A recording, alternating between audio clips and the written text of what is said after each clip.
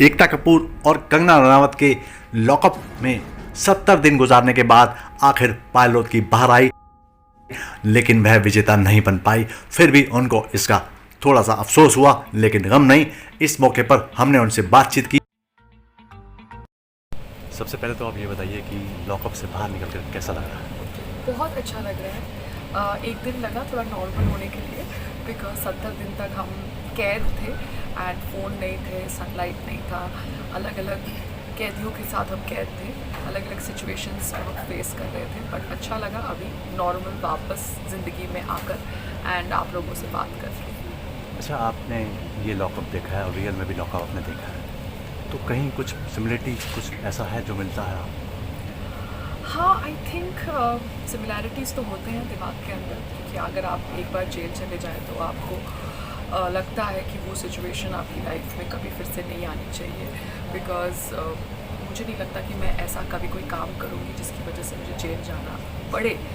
मगर कभी कभार क्या होती है, आप अपनी ज़िंदगी में कुछ एक्सप्रेस करना चाहते हैं एंड हमको पता है कि हम एक लोकतंत्र में हैं, तो expression is allowed, freedom of speech is allowed. मगर मैंने अपनी लाइफ में सीखा है कि जो चीज़ मैं एक्सप्रेस करना चाहती हूँ वो एक्सप्रेस करने का ज़रिया भी मुझे अपने अनुसार नहीं, लोगों के अनुसार ठीक करना पड़ेगा। क्योंकि कभी कभार मेरा जो वे है बोलने का वो लोग शायद समझ नहीं पाते। मेरी इंटेंशन तो हरदम सही रहती है और शायद कहीं ना कहीं ये इंटेंशन लोगों को लॉकअप में देखी होगी, क्योंकि उन्होंने मुझे 24/7 देखा है। मगर अगर उन्होंने मेरी इंटेंशन नहीं देखी होती, खाली एक फ़ाइट देखी होती और वो 24 आवर्स का फुटेज नहीं देखा होता, तो शायद मुझे मिसअंडरस्टैंड करते। मगर मैंने देखा शो ख़त्म होने के बाद कि लोगों को मुझसे प्यार हुआ है, लोगों को मैं अच्छी लगी हूँ, मेरा खेल अच्छा लगा है। तो आई हैव ऑल्सो लर्नड कि मैं भी लाइफ में जो कहना चाहूँ वो उस तरीके से कहूँ कि मेरी इंटेंशन लोगों के सामने सही तरीके से आए। अच्छा, लॉकअप मिलने की क्या वजह रही? कहीं आपकी कंट्रोवर्सीज या कहीं आपके जो बयान थे? नहीं, लॉकअप आई थिंक एक कॉन्सेप्ट था जहाँ पे ओपिनियंस और एक इंसान के अस्तित्व के ऊपर बहुत कुछ डिपेंडेंट था। सबको पता है कि मैं बहुत ही ओपिनियटेड इंसान हूँ, मैंने हरदम अपनी राय रखी है बहुत मुद्दों के ऊपर, चाहे मुझे उस मुद्दे के बारे में ज़्यादा इन्फॉर्मेशन हो या ना हो। मगर उस मुद्दे के रिलेटेड जितनी भी इंफॉर्मेशन मैं पढ़ती थी उसको पढ़ने के बाद अपनी राय रखती थी, क्योंकि मुझे लगता था कि राय रखना इस देश में अलाउड है, हमारे संविधान ने हमें ये हक दिया है। तो शायद वो क्राइटेरिया था ये शो का हिस्सा बनने के लिए, क्योंकि ये शो में वो बहुत अहमियत रखता था, राय रखना। मतलब मानती हैं कि उसकी वो वजह रही लॉकअप क्योंकि में? भारत में देखिए, खुलकर बोलना जब अलाउड है उसके बावजूद लोग खुलकर नहीं बोलते हैं। और अगर एक शो का कॉन्सेप्ट खुलकर बोलना है और वो चीज़ मेरे से जुड़ी हुई है, तो शायद वही क्राइटेरिया था मुझे सिलेक्ट करने का। बिकॉज आप सबको पता है कि मैं काफ़ी समय से काम नहीं कर रही थी, तो मेरी ऐसी कोई दोस्ती की वजह से मुझे काम नहीं मिला है, मैं फ़िट होती थी इसलिए मुझे ये मौका मिला। अच्छा, संग्राम ने शो में प्रपोज किया, उससे पहले कितनी बार प्रपोज किया? देखिए, संग्राम जी और मैं एक दूसरे को 12 साल से जानते हैं, रह रहे हैं, हमारी इंगेजमेंट हो चुकी है। मगर हम दोनों इंसान एक हम्बल फैमिली से हैं, तो अपने करियर पे कंसंट्रेट करते हैं। और मैंने अपने रिलेशनशिप का एक पर्सनल एस्पेक्ट भी आप लोगों के साथ शो में शेयर किया, जिसकी वजह से हमने अभी तक शादी नहीं करी। बट यस, हमें शादी करनी है क्योंकि हमारे माँ बाप चाहते हैं कि हम चीज़ों को उनके नज़रिए से समझें, कि हम लोगों के लिए वो एक सिंपल थिंग होगी, मतलब नॉट सो इम्पॉर्टेंट, मगर उनके लिए बहुत मायने रखते हैं। तो इस बार I hopefully feel will be having a date and a venue. मतलब शादी आप फैमिली को खुश करने के लिए कर रही हैं? वैसे तो ज़रूरत नहीं है। ये पता है आप क्या कर रहे हैं? आप एक प्रोवोकेशन कर रहे हैं नहीं, मेरे नहीं, सामने, so that एक आपको मैं जनरल एक रिएक्शन दूँ जो शायद रिएक्शन आपका टीआरपी का पॉइंट बन जाए।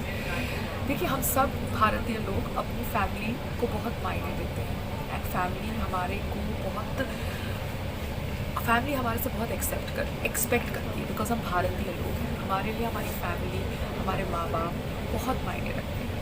हम चाहे कितने भी प्रोग्रेसिव क्यों ना हो जाए, हम अपनी फैमिली को उतनी अहमियत देंगे, इतनी अहमियत। हम अपनी फैमिली को वेस्ट से ज़्यादा अहमियत देते हैं। अब प्रोग्रेसिव होते हैं तो हम साथ में रह रहे होते हैं, तो कुछ चीज़ें होती हैं जो हम कागज़ के टुकड़े से बंद ही नहीं जाती। कागज़ का टुकड़ा अगर हम बना लेते हैं तो कुछ लोग वो 6 महीने में कागज़ का टुकड़ा तोड़ भी देते हैं। रिश्ता दिल का होना चाहिए, कागज़ का नहीं। मगर परिवार परिवार होता है, उनकी अपनी एथिक्स होते हैं, उनके अपने मॉरल वैल्यूज़ होते हैं। मेरे लिए दिल का रिश्ता कागज़ के रिश्ते से ज़्यादा अहमियत रखता है, बट मेरे लिए मेरे परिवार का पॉइंट ऑफ व्यू और मैंने जो अपना एक पार्ट है लाइफ का डिस्कस किया, उसके लिए ज़रूरी है कि हम ये स्टेप भी लें।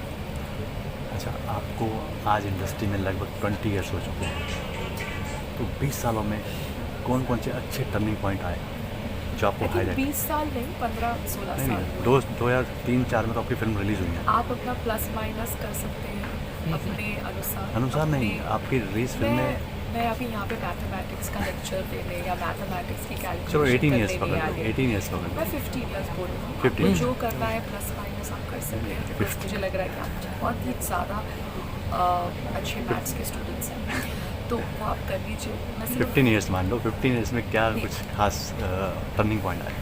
टर्निंग पॉइंट है 15 इयर्स अच्छी तरह से जीवन जीना।